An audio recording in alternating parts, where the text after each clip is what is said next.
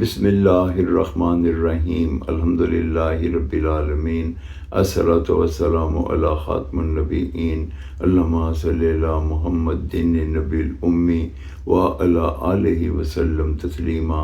السلام علیکم ورحمۃ اللہ وبرکاتہ۔ میری آج کی گفتگو القرآن سورہ منافقون آیت نمبر 10 ترجمہ۔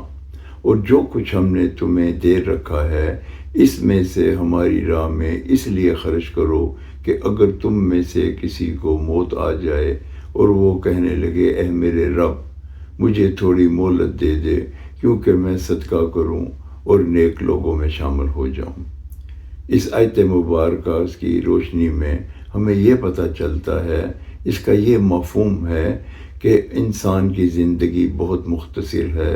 اللہ رحمان ہے، رحیم ہے، کریم ہے۔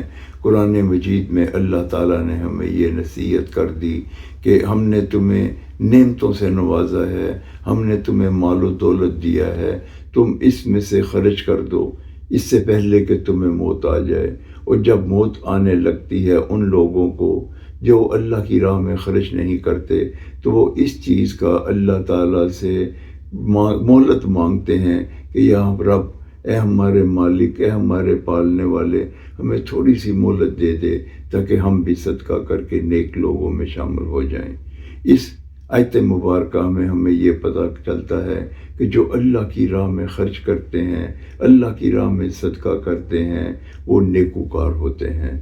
اللہ تعالی ہمیں اللہ کے دیے ہوئے مال میں سے اللہ کی مخلوق پہ خرچ کرنے، صدقہ خیرات کرنے کی توفیق عطا فرمائے۔ اسی میں ہماری بھلائی ہے، اسی میں ہماری فلاح ہے، دنیا اور آخرت دونوں سنور جاتی ہے۔ السلام علیکم ورحمۃ اللہ وبرکاتہ۔